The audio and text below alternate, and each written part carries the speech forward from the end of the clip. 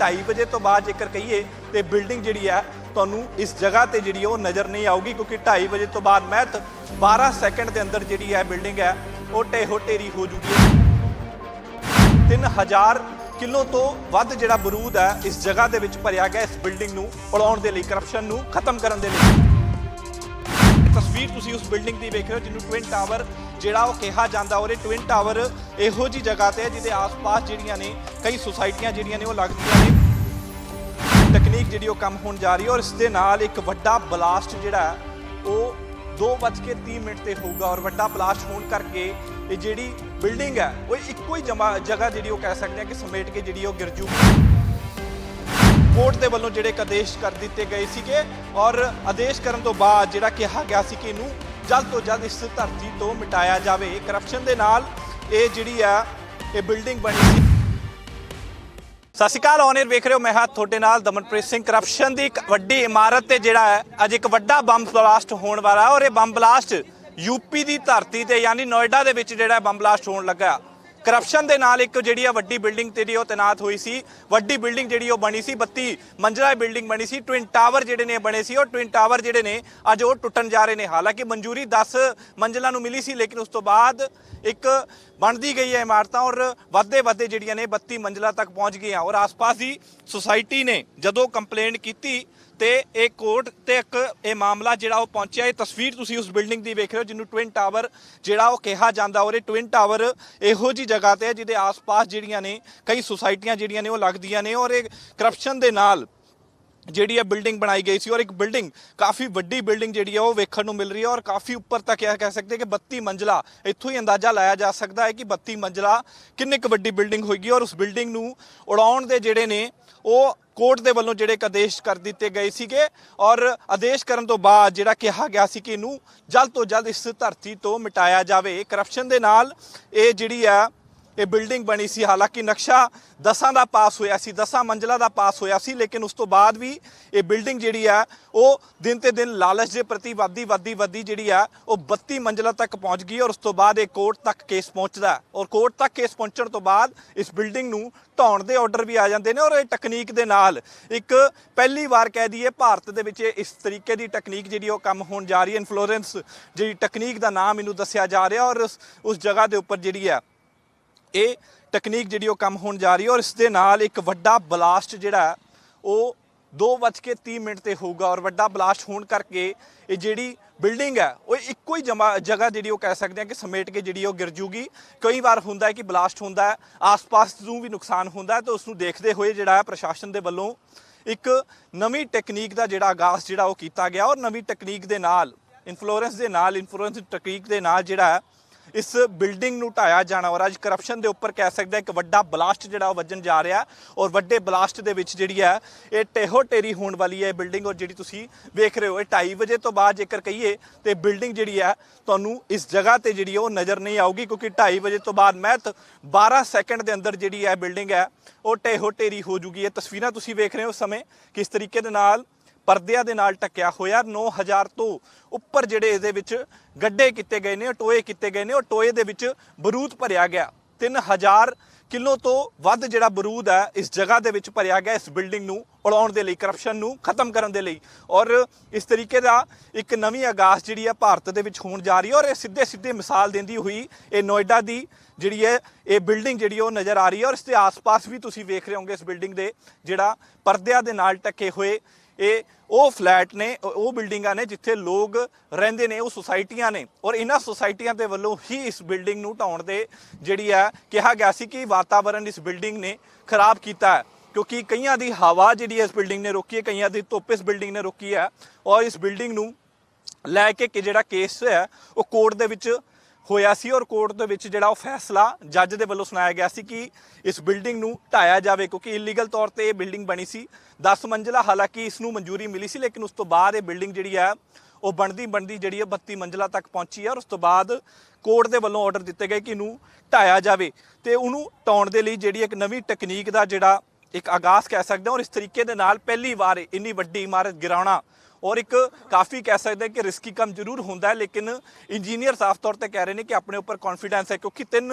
ਵਿਦੇਸ਼ ਦੇਸ਼ਾਂ ਤੋਂ ਜਿਹੜੇ ਲੋਕ ਨੇ ਦਿਨ ਦੇਸ਼ਾਂ ਤੋਂ ਜਿਹੜੇ ਇੰਜੀਨੀਅਰ ਨੇ ਉਹ ਇੱਥੇ ਪਹੁੰਚੇ ਨੇ। 10 ਇੰਜੀਨੀਅਰ ਦੱਸ ਦਈਏ ਤੁਹਾਨੂੰ, 10 ਇੰਜੀਨੀਅਰ ਜਿਹੜੇ ਨੇ ਉਹ ਇਸ ਜਗ੍ਹਾ ਦੇ ਵਿੱਚ ਜਿਹੜੇ ਨੇ ਉਸ ਦਾ ਕੰਮ ਕਰਦੇ ਹੋਏ ਸਿੱਧੇ ਤੌਰ ਤੇ ਨਜ਼ਰ ਆ ਰਹੇ ਨੇ। ਔਰ 300 ਦੇ ਕਰੀਬ ਜਿਹੜੇ ਵਰਕਰ ਨੇ ਉਹ ਵੀ ਇਸ ਜਗ੍ਹਾ ਦੇ ਉੱਪਰ ਜਿਹੜੇ ਨੇ ਉਹ ਪੂਰੀ ਤੌਰ ਤੇ ਕੰਮ ਕਰਦੇ ਹੋਏ ਨਜ਼ਰ ਆਏ ਨੇ। ਔਰ 181 ਦਿਨ ਦਾ ਇਹ ਪੂਰਾ ਪ੍ਰੋਜੈਕਟ ਲੱਗਿਆ ਗਿਆ। 181 ਦਿਨ ਲੱਗੇ ਨੇ ਇਸ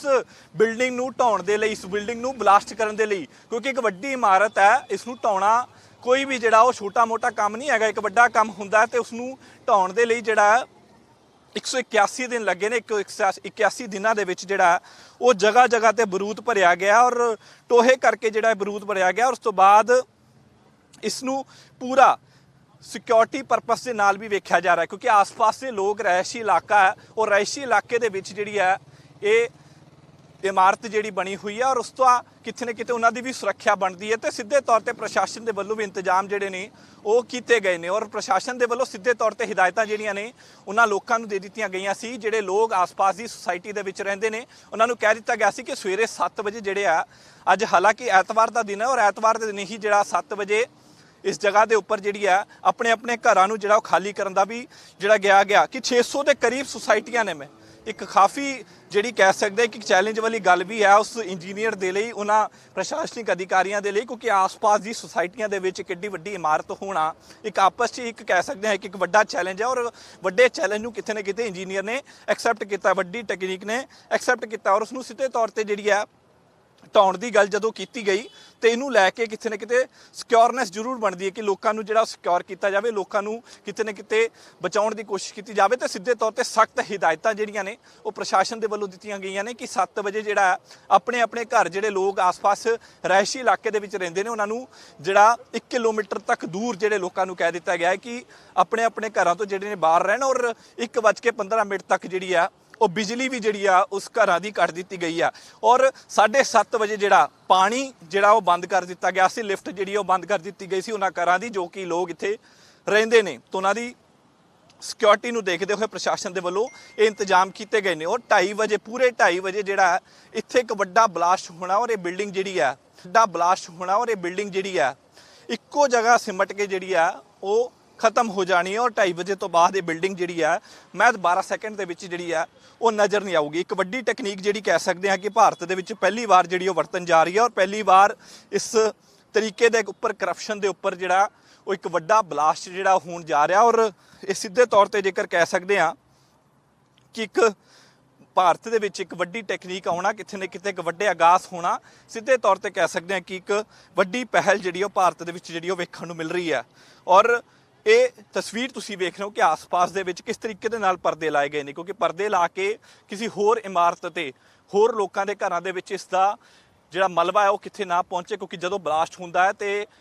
ਸੁਭਾਵਿਕ ਜੀ ਗੱਲ ਹੈ ਕਿ ਕਿਸ ਤਰੀਕੇ ਦੇ ਨਾਲ ਜਿਹੜੀਆਂ ਇੱਟਾਂ ਪੱਥਰ ਜਿਹੜੇ ਨੇ ਉਹ ਦੂਰ ਵੱਲ ਜਿਹੜੇ ਨੇ ਉੱਡਦੇ ਨੇ ਤੇ ਉਹਨਾਂ ਨੂੰ ਵੀ ਕਿਤੇ ਨਾ ਕਿਤੇ ਸਿਕਿਉਰ ਕਰਨ ਦੇ ਲਈ, ਉਹਨਾਂ ਦੀ ਵੀ ਸੁਰੱਖਿਆ ਜਿਹੜੀ ਉਹ ਧਿਆਨ 'ਚ ਰੱਖਣ ਦੇ ਲਈ ਜਿਹੜੀ ਆਸ-ਪਾਸ ਦੀ, ਕਿਉਂਕਿ ਕੁਝ ਦੂਰ ਤੇ ਇਮਾਰਤ ਹੈ ਇੱਕ ਸਿਰਫ ਮੈਂ ਤਾਂ 9 ਮੀਟਰ ਦੂਰ ਤੇ ਇੱਕ ਜਿਹੜੀ ਹੈ ਸੁਸਾਇਟੀ ਆ ਔਰ ਸੁਸਾਇਟੀ ਨੂੰ ਜਿਹੜਾ ਉਹ ਢੱਕ ਦਿੱਤਾ ਗਿਆ। ਲੇਕਿਨ ਇੱਕ ਸਭ ਤੋਂ ਵੱਡਾ ਚੈਲੰਜ ਜਿਹੜਾ ਜ਼ਰੂਰ ਹੈ ਕਿਉਂਕਿ ਸਿਰਫ 15 ਮੀਟਰ ਦੂਰ ਤੇ ਜਿਹੜੀ ਹੈ ਯਾਨੀ 50 ਫੁੱਟ ਦੂਰ ਤੇ ਜਿਹੜੀ ਹੈ ਗੈਸ ਪਾਈਪ ਵੀ ਜਾਂਦੀ ਹੈ ਜਿਹਦੇ ਘਰਾਂ ਦੇ ਵਿੱਚ, ਕਿਉਂਕਿ ਹਾਲਾਂਕਿ ਨੋਇਡਾ ਜਿਹੜਾ ਉਹ ਬਿਲਕੁਲ ਦਿੱਲੀ ਦੇ ਕਰੀਬ ਪੈਂਦਾ ਤੇ ਉਸ ਨੂੰ ਲੈ ਕੇ ਕਿਸ ਤਰੀਕੇ ਦੀ ਫੈਸਿਲਿਟੀਜ਼ ਜਿਹੜੀਆਂ ਨੇ ਉਹ ਦਿੱਤੀਆਂ ਜਾਂਦੀਆਂ ਨੇ। ਤਾਂ ਉਹਦੇ ਵਿੱਚ ਇੱਕ ਗੈਸ ਪਾਈਪ ਵੀ ਹੁੰਦੀ ਹੈ ਕਿ ਗੈਸ ਜਿਹੜੀ ਅੰਡਰਗਰਾਊਂਡ ਗੈਸ ਪਾਈਪ ਵੀ ਜਿਹੜੀ ਹੈ 50 ਫੁੱਟ ਦੂਰੀ ਤੋਂ ਜਿਹੜੀ ਉਹ ਜਾ ਰਹੀ ਹੈ, ਉਹਦੀ ਵੀ ਕਿਤੇ ਨਾ ਕਿਤੇ ਸੁਰੱਖਿਆ ਬਣਦੀ ਹੈ ਕਿਉਂਕਿ ਇੱਕ ਵੱਡਾ ਹਾਦਸੇ ਦਾ ਕਾਰਨ ਜਿਹੜਾ ਹੈ ਉਹ ਗੈਸ ਪਾਈਪ ਵੀ ਬਣ ਸਕਦਾ। ਤਾਂ ਉਸ ਨੂੰ ਦੇਖਦੇ ਹੋਏ ਸਟੀਲ ਦੀ ਜਿਹੜੀ ਹੈ ਇੱਕ ਪਰਤ ਚੜਾ ਕੇ ਔਰ ਉਸ ਨੂੰ ਰੋਕਣ ਦੀ ਜਿਹੜੀ ਆ ਕੋਸ਼ਿਸ਼ ਕੀਤੀ ਗਈ ਹੈ ਕਿ ਜੇਕਰ ਕੋਈ ਬਲਾਸਟ ਵੱਡਾ ਹੁੰਦਾ ਵੀ ਹੈ, ਜੇਕਰ ਕੋਈ ਚਿੱਤਰੇ ਉੜਦੇ ਵੀ ਨੇ ਤੇ ਉਸ ਨੂੰ ਨੁਕਸਾਨ ਨਾ ਪਹੁੰਚੇ, ਉਸ ਦਾ ਵੀ ਸੁਰੱਖਿਆ ਦਾ ਇੰਤਜ਼ਾਮ ਜਿਹੜਾ ਉਹ ਕੀਤਾ ਗਿਆ। ਲੇਕਿਨ ਅੱਜ ਕਹਿ ਸਕਦੇ ਹਾਂ ਕਿ ਇੱਕ ਵੱਡਾ ਚੈਲੰਜ ਜਿਹੜਾ ਉਹਨਾਂ ਇੰਜੀਨੀਅਰਸ ਦੇ ਨਾਲ ਰਹਿਣ ਵਾਲਾ ਔਰ ਨਾ ਦੋਨੋਂ ਕੰਪਨੀਆਂ ਦੇ ਨਾਲ ਰਹਿਣ ਵਾਲਾ ਹੈ ਕਿਉਂਕਿ ਦੋਨੋਂ ਹੀ ਕੰਪਨੀ ਮੁੰਬਈ ਤੋਂ ਨੇ ਔਰ ਇੱਕ ਜਿਹੜੀ ਆ ਬਾਹਰਲੇ ਦੇਸ਼ਾਂ ਤੋਂ ਇੱਕ ਕੰਪਨੀ ਜਿਹੜੀ ਆ ਉਹ ਉਸ ਦੇ ਨਾਲ ਮਿਲ ਕੇ ਜਿਹੜੀ ਹੈ ਕੰਮ ਕੀਤਾ ਜਾ ਰਿਹਾ ਔਰ ਉਸ ਦੇ ਨਾਲ ਇੱਕ ਵੱਡਾ ਬਲਾਸਟ ਜਿਹੜਾ ਉਹ ਕੀਤਾ ਜਾ ਰਿਹਾ। ਹਾਲਾਂਕਿ 12 ਸੈਕਿੰਡ ਦੇ ਵਿੱਚ ਇਮਾਰਤ ਜਿਹੜੀ ਹੈ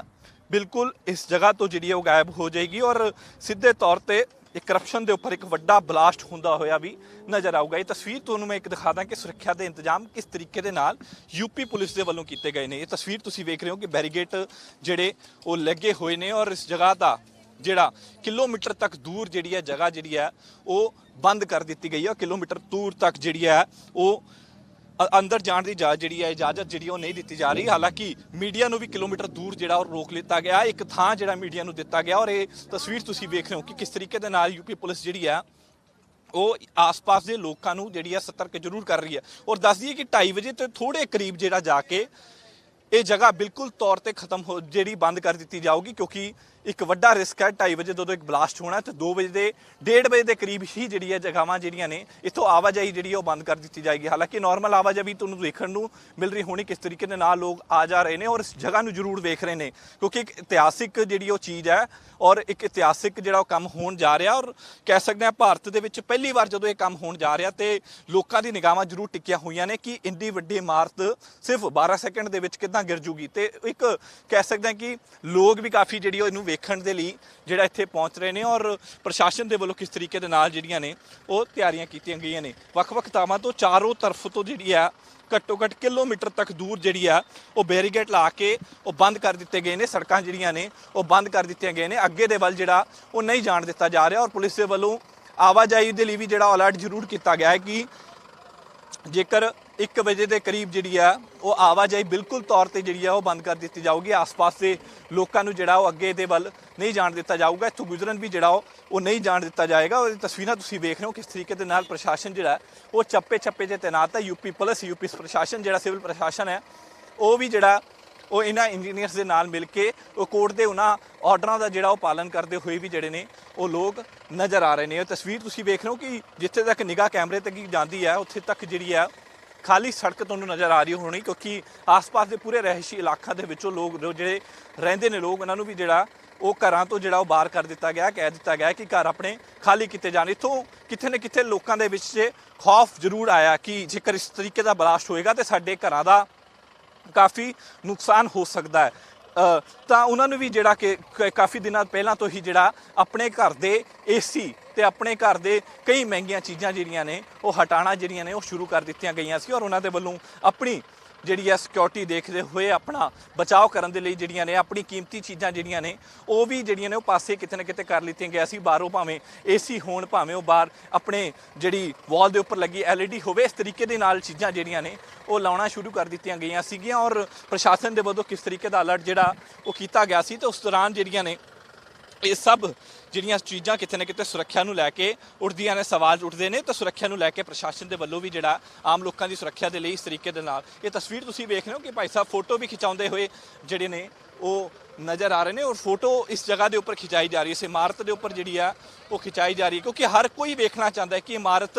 ਕਿਸ ਤਰੀਕੇ ਦੇ ਨਾਲ ਜਿਹੜੀ ਉਹ ਢਹੇਗੀ। ਕਿਉਂਕਿ ਇੱਕ ਵੱਡਾ ਚੈਲੰਜ ਜਿਹੜਾ ਕਹਿ ਸਕਦੇ ਆ ਕਿ ਲੋਕਾਂ ਦੇ ਲਈ ਵੀ ਜਿਹੜਾ ਉਹ ਵੇਖਣ ਲਾਇਕ ਹੋਊਗਾ ਕਿ ਕਿਸ ਤਰੀਕੇ ਦੇ ਨਾਲ ਇੱਕ ਵੱਡੀ ਜਿਹੜੀ ਇਮਾਰਤ ਹੈ ਉਹ ਢਹਿ ਢੇਰੀ ਹੋ ਜੂ।